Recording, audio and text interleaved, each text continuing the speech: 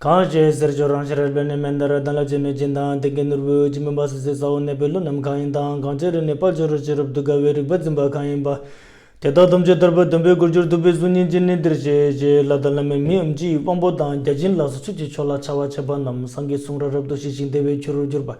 Tetaji Tembe Juni Jinidrje, Kanto Donga Jitan and the Shilumar Jurba Council, the Tinder Tembeji, Chap of Jinian Berto, Batam Jedriche, Namo Laik, Ludan Jinge, Drum Dadami, Janamda Dogunji Donum Jizamber Tamjeke Dotaki, Chut and Do Palenza Lama Ramboje, Takichi Urpemende June, Kadin Chembe Gune, Jizunde, Kuzuntu Jimudu Saldo, so Tabgetu Shakya Resetron, Chendimitu Jipunjum.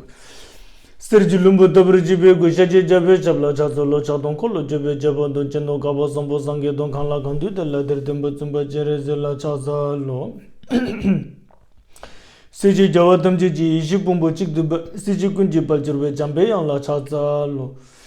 Kaji Tony Shinji, Punya Lasso Down, Tony Chojer Jeba, Dojich, and La Chazalo, Corvallo, Tarema, Daraye, Jijetu Torena, Amlo, Domoyum, La Chazalo. Nalindaru to Damzitin Jisam Kala Shanti Deva Shejavel Amantella Chatsal Shejadam Jizibi Jam, but Dugin Jelidrube to Jejizam Elizabeth Domawa Jamgula Meshabla Gujaza Jadam Jizibi Jam, but Dugin Jelidrube to Jejizam Elizabeth Domawa Jamgula Meshabla Gujaza Jadam Jizibi Jam, but Dugin Jelidrube to Jejizam Elizabeth Domawa Jamgula Meshabla Gujaza so the Silama Kinsewa, Jesus Shilama Kinsewa.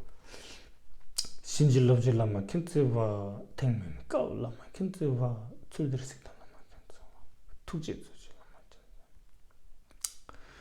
Cheno, Cheno Lama Chinsi de Cheno, Chilap Terchendani Lama Jambal de Cheno, Chogutal, Ningikol, Nansam Kanki, Chadans, Nisim Taji Tambe Meba, Tegun Gumbe Suzuji, Jasetu, Namtra Subject, Jachetala, Nerzuzu. Yabjingle Lajan Tala Rava Machi Kangenta, Yinsen, Kundu Jame Kube Samjin Chiji Tukjishu, Chusemenya Menya Suring Rangin Bilebisi, Tadun Chunya Major Padu Chepshin, Solvar Majorochi, Hong Ujin Ujin of Johnson, Pema Gazar Dombola, Yanzin Chogi Gudumni, Pema Jung Shesut, Kordo Kando Mambe or Kegi Jesu, Tadu Dishinji Love Chershik Guru Pema Sidi Hum Ujajumba Chela, so gotcha. Tunji Zamba Druba don't show them to Mongo so with the blessing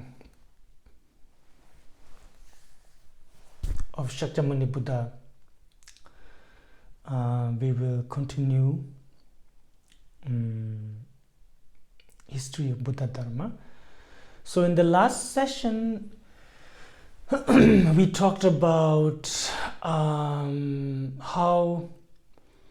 Shakyamuni liberated his father, his uncles, and how the 500 Shakya men became monk, and how Upali, the great Vinaya holder Upali, was ordained. So when all that happened,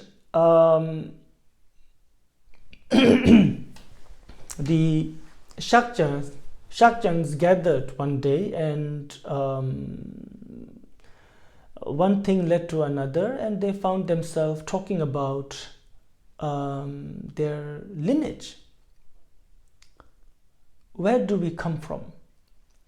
Where does this sort of royal lineage of Shakya, where do they come from? When did it start? How long was it? So they were discussing this, and they found that no one has answer. No one really knows. So then they decided, well, right now the omniscient Bhagavan is here with us, so why don't we go and ask him? And they all gather around Shakyamuni Buddha, and first they pay their respects, and then they ask him what is the source of our family line, this sort of Shakya tribe or Shakya family? Where does it come from? Who was the first one? Like that. So the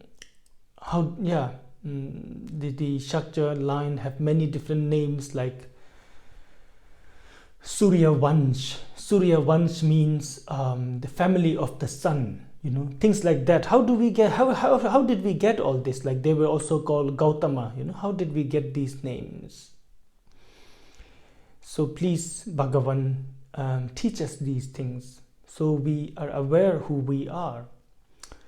And Buddha saw that it will be very beneficial not only for them and for the future generation to know the lineage of this family, and also because Shakyamuni Buddha himself was reborn again and again in this same family in sort of past times, and have benefited a lot of beings, So he saw that, and also that this family came sort of directly from the first king of earth, so to speak, of earth, human king.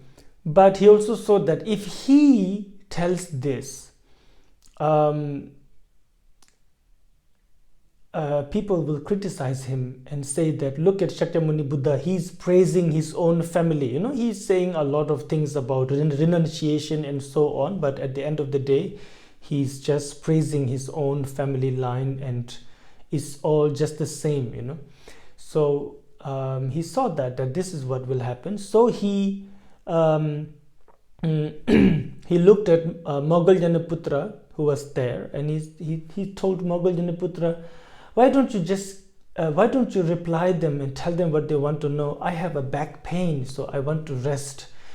And Buddha sort of lied down right there, on his right side, like this, and he went to sort of, what the others thought is seemingly he went to sleep like this, but he was fully aware of course, it's completely enlightened being.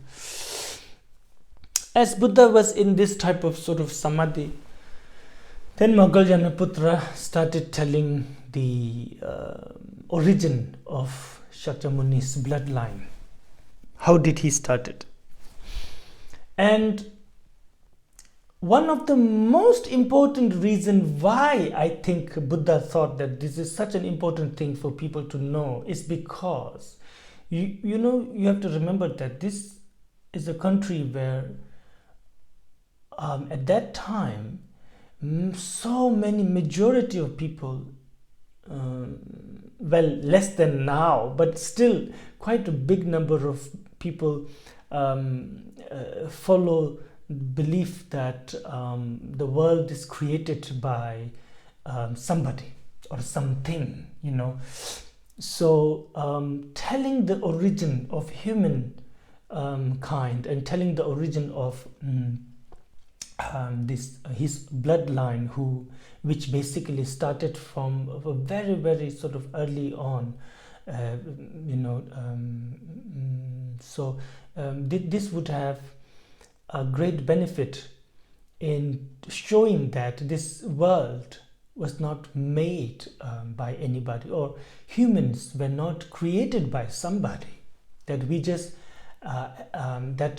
we just happen to become, we just sort of causes and conditions gathered and we became human, or we made ourselves human, so to speak.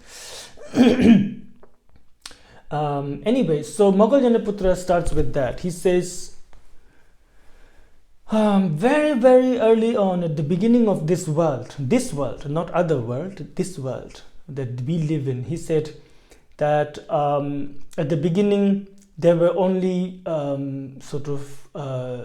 gods in celestial realms, especially in the form realms, not even in the desire realm. There was no beings in desire realm in this world. It was mainly in the form realms. And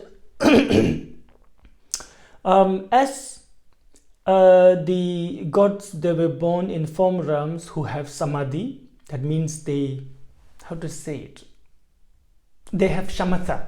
Maybe that's easier to understand, meaning they have very strong meditation, and they do not have attachment to they do not have a lot of attachments that we have, like to food, to taste, to color, to sound, to smell, and most especially to touch.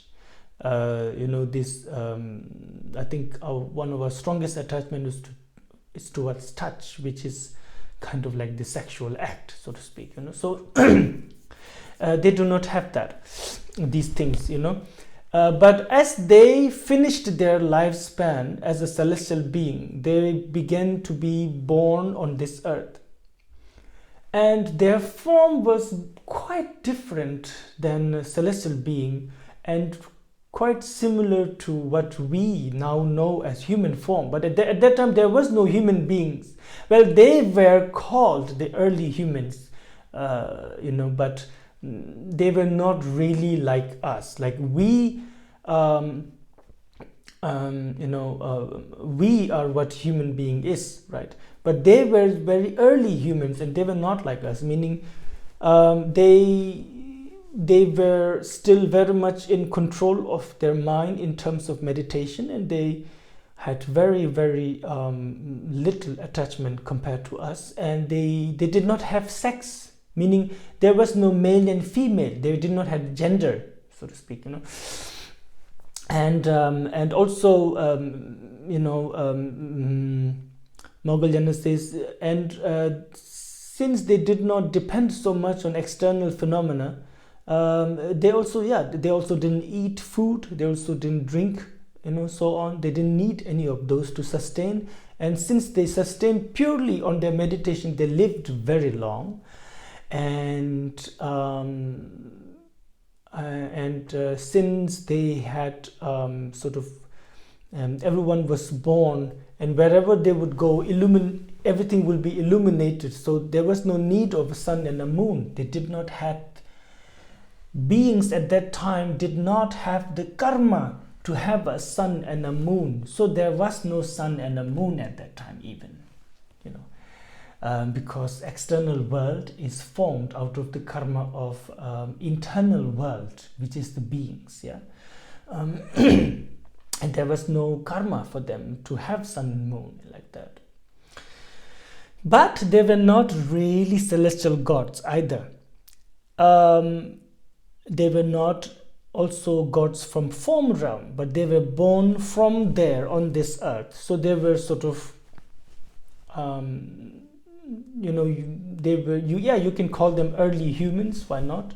And they lived very long. But then one day someone saw something covering this whole earth. And he put his finger into it, and he tasted it, and it was still so tasty and delicious, like honey. They named it the essence of the earth, let's say the essence or the nutrient, sort of of the earth, the taste of the earth, and it was very delicious. And the more this person ate it, the more desire arose. I want more. And this person started taking this every day. And when others saw that, they thought, what is he doing? So they also tried it, and it was delicious, and they couldn't stop themselves. And this was the beginning of humans relying on gross source of sustenance, relying on external phenomena to exist, to survive. And it is said that because of that, their bodies started creating feces, excrement, but still no male, no female, no male female organs, like this. And then slowly the karma of humans degenerate. It is said that those who ate a lot of these things that was growing on the earth, that was covering the earth, they became ugly. I mean, ugly in their sort of comparison, comparing to those who do not eat it at all, and those who eat it very little bit. So then there began a separation between those who are not so good looking and now those who are still very good looking. Earlier there was no difference as such, and now there was. And this difference has created a lot of arrogance and jealousy like that. So as the karma went down, these phenomena, whatever it was, it dried out. It stopped being produced.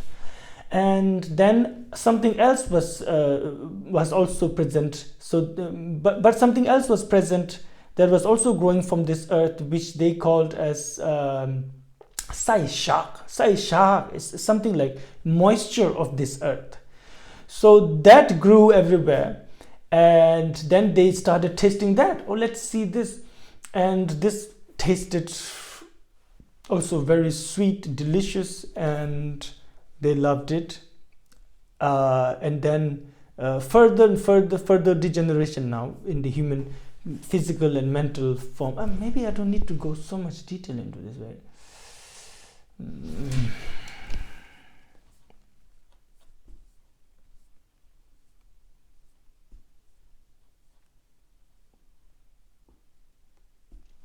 And the more they taste it, the more attached they become. By that time, almost everyone was eating this thing. But then again, there were those who were addicted to this thing, and they became very sort of they lost their luster, they lost their radiance, like that. And the others who were still very good looking, and then there was a more bigger sort of, some who looked much healthier, radiant, some not so healthy, not so radiant, and bigger differences and arrogance and so on. And also they lost their radiance, and for the first time in this world there was a sun and a moon and stars, because of their karma now, or to depend on external phenomena to see and to exist, was becoming stronger, and they're becoming less and less self-reliant. Then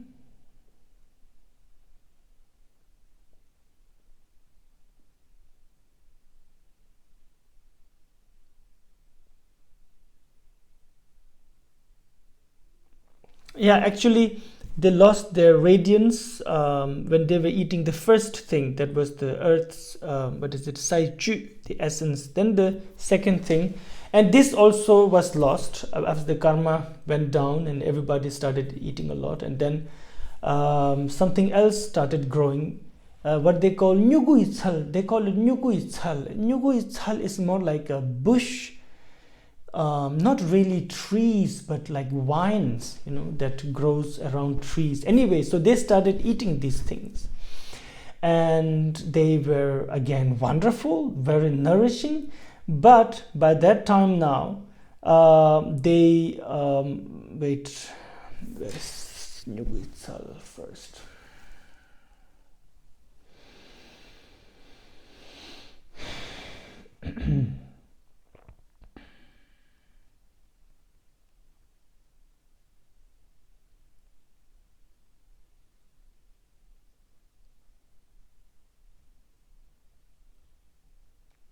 And yes, it was delicious, and they all lived for a very long time. It was so long, the lifespan of humans at that time was so long that it was just called countless years, And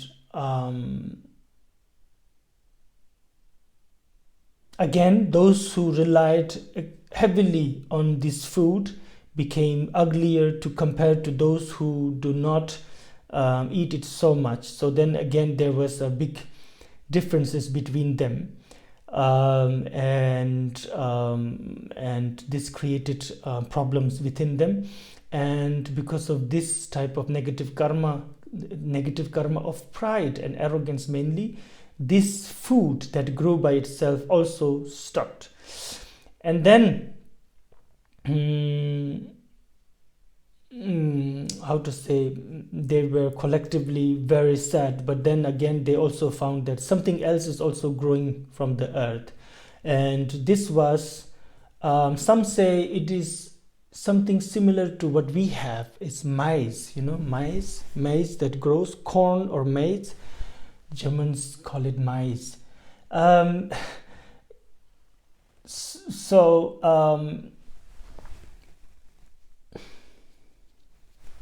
Actually, the German pronunciation of their words I find very reliable. If I listen carefully, I can write it down. Whereas English, you call it maize, right? Maize, corn, maize. And then a maize, you also call that maize. It's very confusing for me to separate and know properly what they are saying, because the pronunciation are so close, similar, that I cannot detect the difference unless I hear the whole sentence, But anyway, so then they started depending on these crops that grew by itself, and they were almost miraculous. Like if you cut it in the morning and you eat it, and by evening it's grown again, and there is no sign of having been cut. So they started harvesting this crop that grew without any skin, and it was without any skin, without any sort of it was clean and pure and pristine, and they started eating it. It was delicious, and it grew again and again, non-stop, so to speak, so this was the sustenance of the humans for a long time, and they lived for a long time. Now came the real big change in human society, is that after a long time they started developing different sexual organs, and some then started getting what we now call a female body, with the entire what do you call it, a reproductive sort of system all together, and some started their bodies began to change, maybe a bit muscular or whatever, and having male organs. And for the first time they were divided in this way, that they not only now some look uglier or some look still very good, or difference like that, but actual physical difference that was tangible. And and not only that, it is said that then during that time still they didn't know what to do with that. Humans still were not born out of a mother's womb at that time, apparently. But then it is said that one day, one male and one female, they looked at each other. They looked at each other in a way they haven't looked before, and they started feeling things. And then they looked at each other's organs, things that developed now that they didn't have before, and it excited them, and they started touching each other, and they started doing something that was unheard of before in the society,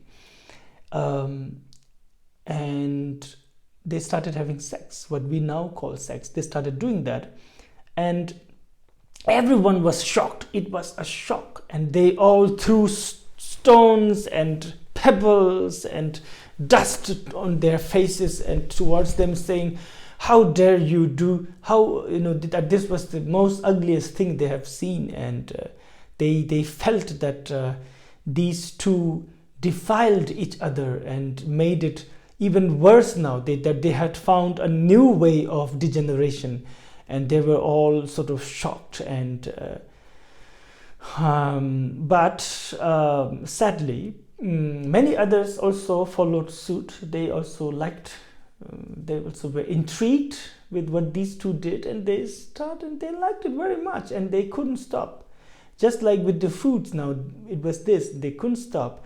But it was very embarrassing, and they needed shelter from the world for that. And that is how a proper sort of house was built. The first sort of shelter was built. It's funny that the first shelter is built for sex. Anyway, so the like first hidden earlier, I mean, of course they may have shelter like caves or whatever, but it was not closed, and things like that. But now, first shelter that they built that is closed and so on, and what resembles a house or now, so it was built for the first time, and they started living like that. Now the problem was that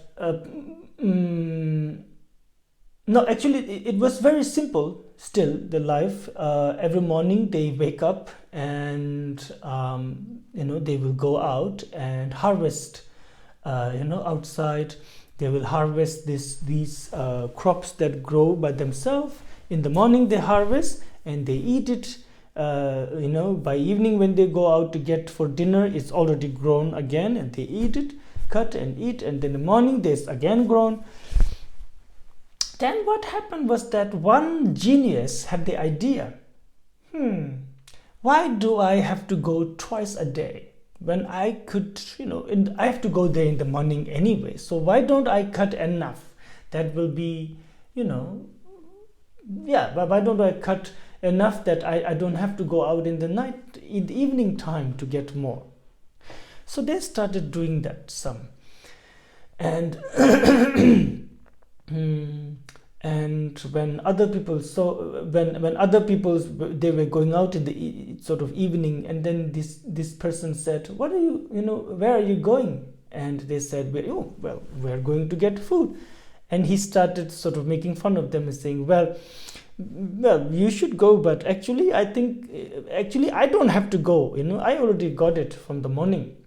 And then these people thought, oh, that's a good idea. Why do we have to keep going every day, sort of all the time? And matter of fact, why not I get enough that will last me 3 days, So some people started cutting harvesting a lot of them for 3 days. Then someone else thought, why only 3 days? Why not a whole week? So they cut enough that will last a whole week. And then again, obviously, human greed. Someone else thought, well, why just a week? I still have to go out after a week. I don't want to go out. So why don't I get enough for a month? And they did. They got enough for a month. And as this went on, greed started growing, and collective karma of human beings went down, this plant would not regenerate it quickly, as before you cut it in the morning, by evening it's back again, but no longer. It was becoming more and more difficult. And also those who were faster would cut the crop and the others would not get, So for the first time, humans gathered and they divided land. They said, okay, we cannot do this now. We need to divide land. So this is yours, that is mine, like that. And it was the first time division of such occurred in this world. And with each new step, human degeneration was speeding up, and karma was going down and down.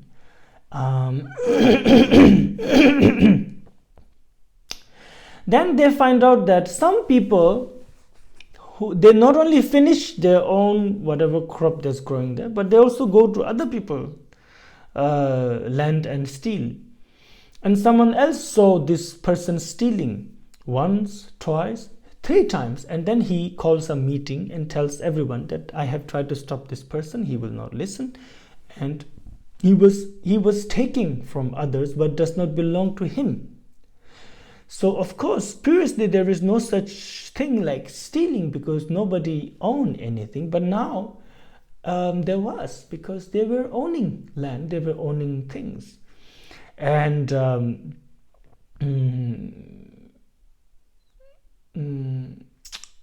then there were others who, how to say, were misled by others saying, oh, can you help me do harvest and so on, then I will give you something, but they didn't get anything in the end. So in this way, crime started to happen, people mistreating others started happening, and they decided, okay, we need to have a leader. We need to have someone who can decide what is right and what is wrong, and who is strong, who is wise, and who is just, and we will give this person a share of our food, as in return of his service. So they all gathered together, and they chose someone who was considered very strong, very wise, and very kind, and very fortunate person.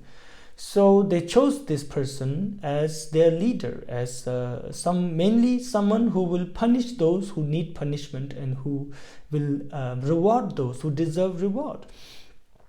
And for the first time, human beings have a leader, and this person is considered the first king of earth, and he is called Mangpo Kurwa Jalpo, the king that was selected or chosen by many, like that, or the king that is respected by many. I think that's like very rough translation of the name. So this king is the beginning of the Shakya bloodline, so to speak.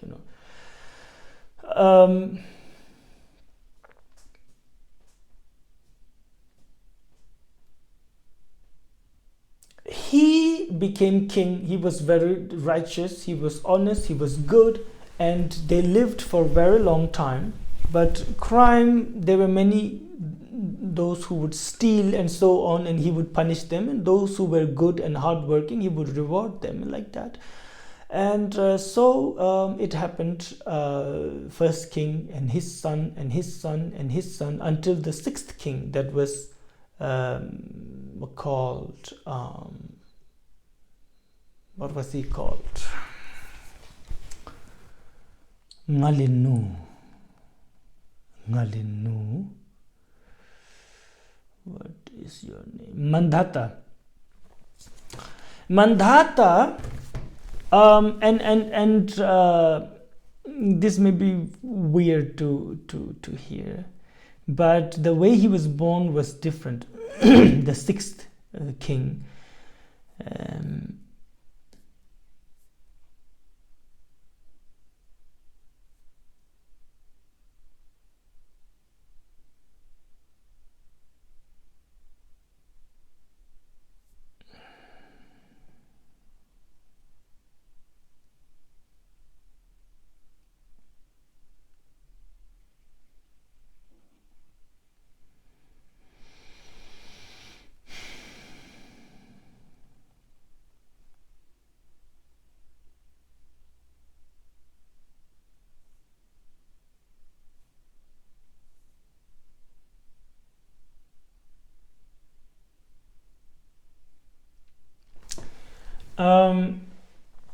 Mandhata was born from the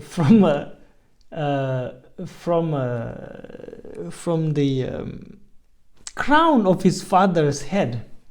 His father developed something on his head, like a tumor type, that was very big and becoming bigger and bigger and bigger, but it was not painful at all, and it was very soft and very light. And when that ripened and it sort of opened, there came out a boy that was very different from all the rest of the boy, a boy that had 32 major marks on his body, like a Buddha. And now this Remember, either the Buddha or a Chakravartin king, a universal monarch, will have such marks, So he was destined to become a universal monarch. And when the king brought him to his queens, many queens, all of them suddenly started to lactate. Lactate means they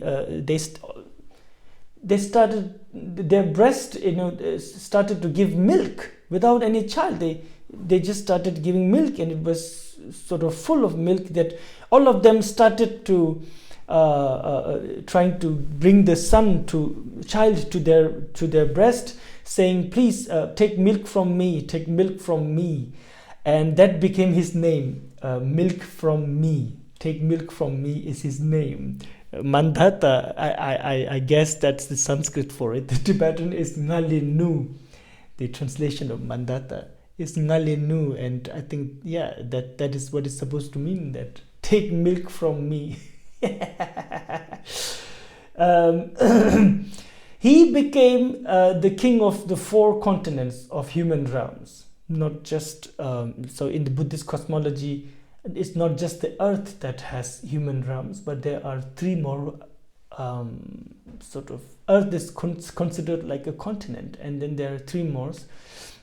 But anyway, so basically he ruled the whole world, and he is considered very, very early life of Shakyamuni Buddha, when he was a bodhisattva, and a great one at that, actually. And he was strong, powerful, just, kind, good.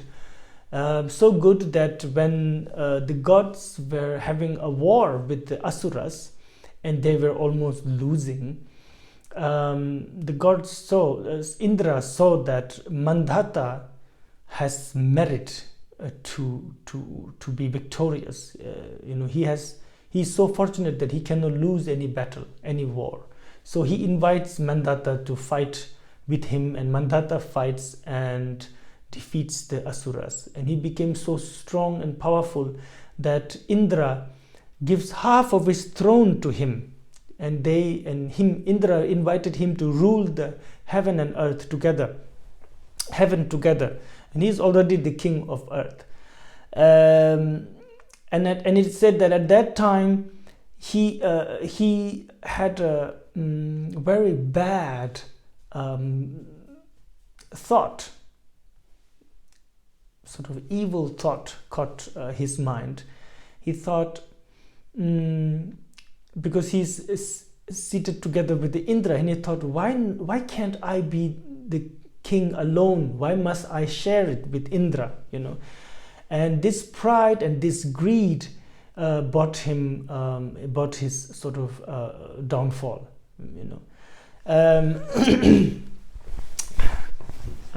Yes, how an example how a bodhisattva who is born as a universal monarch, that means he has been practicing for a very long time, can be brought down by their own pride.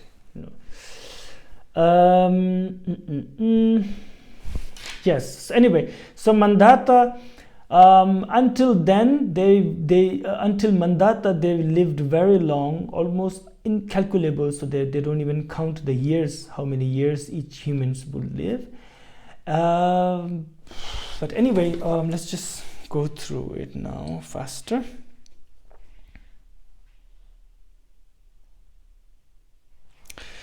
And after that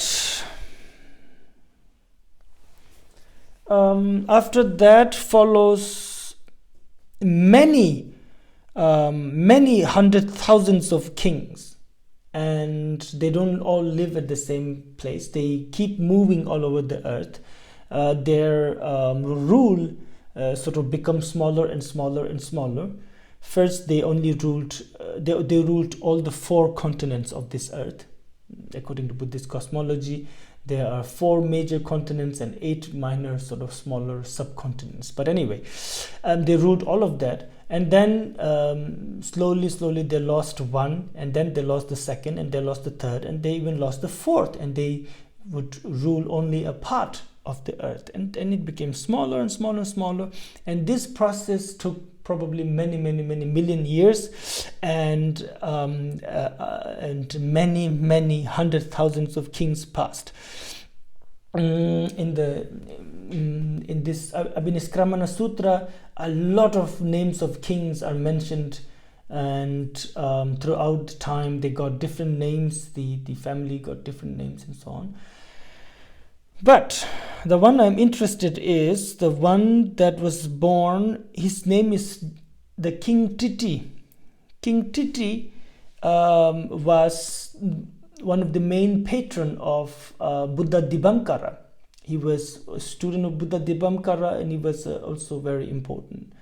And during that time, if you remember, in the beginning, when we talked about the past lives of Shakyamuni Buddha was born as a Brahmin called Megha, cloud, Megha, and he meets Buddha Dibankara, and he spreads his hair on the ground and requests Buddha Dibankara to put his feet on his hair. Remember that one? Yes, that was the time. And at that time, the king was King Titi. Titi, I don't know how, but it's since this is I'm guessing it is a Sanskrit name, although it doesn't have to be a Sanskrit name. Language could have been very different. But anyway, then I guess the proper way of reading it will be Kri Kri.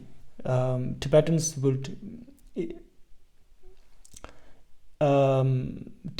those who know Tibetan, I'm saying Tibetan would read Karada Takiku Ti. Ka Ra I. Together we will say Ti. But when you're reading in Sanskrit, or very similar to German, you pronounce each syllables and it becomes Kri. Kri Kri. Strange to say. So that was it. And at that time, again, Shakyamuni was present, and this family was also there. And then after that, after hundreds of kings have passed, then there was the Shakyamuni Buddha was again born in this family, and he was called Gautama. That was his name, and his brother was called Bharadwaja. Gautama was the elder son of the king at that time, and Bharadwaja was the younger son. But Gautama was different. He was not like his father. He was not like his brother. And he looked at the way his father was living, and he saw that his father, he does many good things, but he also does many bad things. And he thought, I don't want to live like that. I only want to do good things. I want to, I want to remove negative karma from myself. I do not want to accumulate it. So he goes to his father and he makes his request that I want to become a monk. His father thinks, let him become a monk. He will not be able to tolerate the hardship. He'll come back. And he is sent to his master called the dark abbot. Dark. It's because his skin was very dark. The master was called the dark abbot, or Kana. In Indian, Krishna, Kana, these all means dark skin.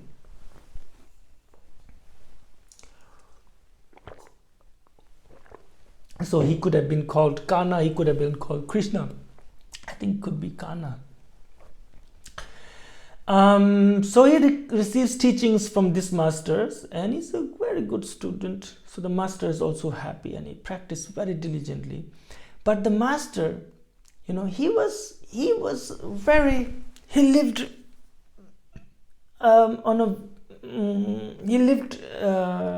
eating things like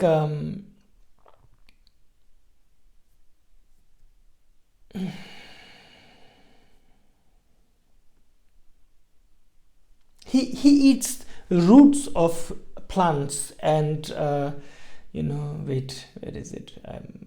I like it. What he eats? Yeah, he eats fruits. He eats roots of trees and plants, and he drinks water, and that's all he needs. So that was very difficult for the prince, So he learns from his teacher, but he says, I cannot eat like this. I cannot live like this. So can I please live near a city, where I can practice what you have taught me. I meditate and practice, but I can also eat like a proper food. I don't like eating sort of just fruits and roots of trees. So the teacher says, okay, you can do that. And at that time, they were ruling. His brother had become king, and the kingdom was called Potala. And they were ruling Potala, and outside the main city, he built a hut of leaves. He built a hut using leaves, and he started living there peacefully and meditating and asking for food and like that. Now, around that time, okay, I'll speed up the story a little bit. Okay. Around that time, in that city, there was a beautiful, beautiful prostitute. And there was a rich man, who was in love with her. And he bought her a lot of expensive clothes. He gives her expensive clothes and ornaments, jewelry. And they were going to meet. So she took a nice bath and she put the ornaments and jewelry and make herself very pretty. And she was on the way to meet him when she met another rich man on the way who had 500 karshapanas, ancient currency, and who wanted her right now. He said, I want to be with you right now. And she thought, if I say no to him, not only I will lose the money now, but he might then start going to someone else. And this other guy, he's very much infatuated, sort of in love with me, so he will wait. So she sends her sends her maid actually to relay the message saying, I cannot come tonight, I'm sorry, and that. And she goes to this other rich man who was very tired, and whatever he had to do finished in the first part of the night, and he fell asleep. As soon as he fell asleep, she saw that he's very tired, and she saw that she can just leave. And then immediately she again sent a message to this man, original man who was waiting for her, who gifted her all this dress and jewelry, saying, I'm coming, so prepare for my arrival. And the maid went and told this man, and then the man said, what is up with your mistress? One moment she's saying she's not coming, and next moment she's saying she's coming. What is going on? And then the maid who didn't, who was a bit jealous of her, of this prostitute, the maid tells this rich man, saying, well, she's fooling you. She is wearing your expensive jewelry and sleeping with other men. That's what she just did, and now she's coming to be with you. Immediately, as soon as he heard that, all sort of love, that intense obsession, desire turned into intense anger. And he said, okay, you go back and tell her that I want to meet her in one of the forest, and tell her to be there. And he goes there with his sword weapon. And when she comes and she comes and they meet, and he kills her. He kills her with the sword. As soon as he killed her, the maid starts screaming, oh, the mistress is dead, mistress is killed. He killed the mistress. And he came back to his senses, and he saw that now he's completely covered in blood, and the weapon is covered in blood. He don't know what to do. And he ran around and he saw the monk meditating, Gautama, Shakya Muni's previous life. Gautama was meditating there, and he immediately ran to him and threw the sword in front of him and ran away. People gathered, they heard the noise, they saw the dead body, and they saw that the knife, the sword was put in front of this monk who was meditating, but the sword was in front of him, as if he just put it down. He had put it down here, and they started saying, look, this monk had used the service of this prostitute and have killed her, rather than paying her. And then they started getting very angry. How could he, wearing a monk's robe, do this? And they, usually the monks were protected by the rule of the king. Nobody can beat the monks, nobody can punish the monks. But so they have to take it to the king. So they tied his hand and take him to the king. The king, who was his younger brother, who didn't even recognize his elder brother with all the beard and whatnot. Probably they didn't even meet. What was the story now? Anyway, so the king was informed that there is a monk who had sex with a prostitute and killed her. And king said, he did that? Then I release him from my protection. As soon as the king said that, then people decided, all right, then he needs to be killed. And they impaled him with the sharp sticks and put him up on sticks. His body was sort of pierced with the long sticks, and he was kept like this. At that time, his teacher was looking for him all over the place, and he find Gautama in such a horrible condition, and his teacher weeps, cries, and he says, my son, what have you done? Gautama says, I have not done anything. It is just my negative karma. And the teacher says, the teacher doesn't believe. He says, really, why would people do this to you if you haven't done anything? And Gautama says, if I am honest, if I am without any fault, then may your skin become golden in color. And the dark complexion of the teacher changed into golden color. And from then on, people even started calling him the golden abbot. They don't call him the dark-skinned abbot anymore. That was funny. So now it was clear that he's going to die. His organs, many different vital organs, are all pierced and with sticks, sharp sticks. So he tells the abbot, I'm going to die soon. Where am I going to be born?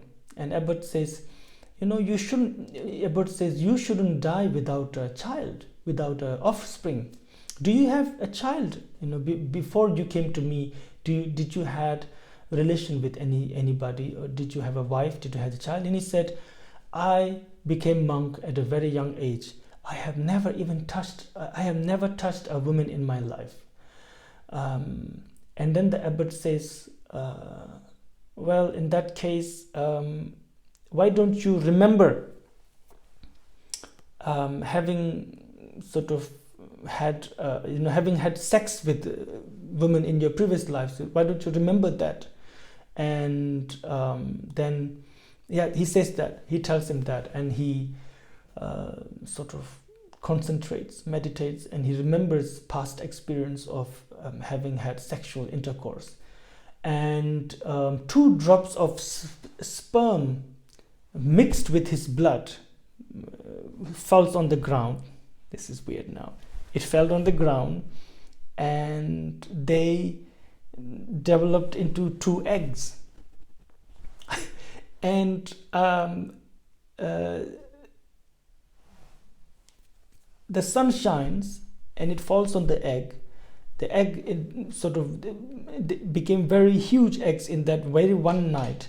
And by morning, the sun rises, the rays of the sun warms the eggs opens, and two young child came out of these eggs, and they had nowhere to go, and so they crawled into a sugarcane field and started they stayed there.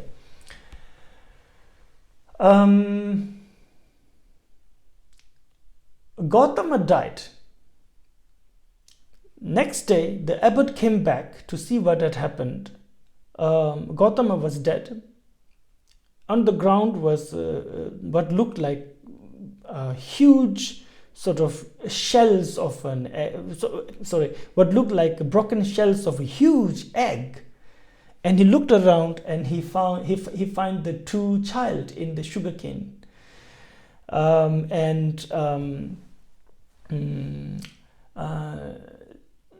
From then on, the family got the name, the race of sun, Surya Vansh, because of this sunlight warming the egg and making it ripen, and the children were born.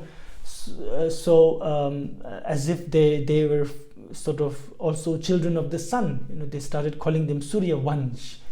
And since the child, both of the children, they were protected by the sugarcane field, they were called Ixvaku Puramshingpa, one who one who has sugarcane field, or one who is from sugarcane field, Ixvaku. Anyway, so the abbot took care of these two children and nurtured them like his own son.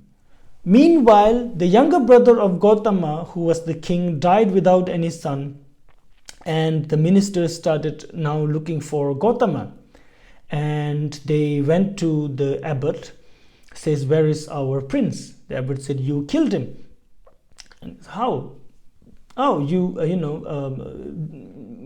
remember there was this case of a monk who allegedly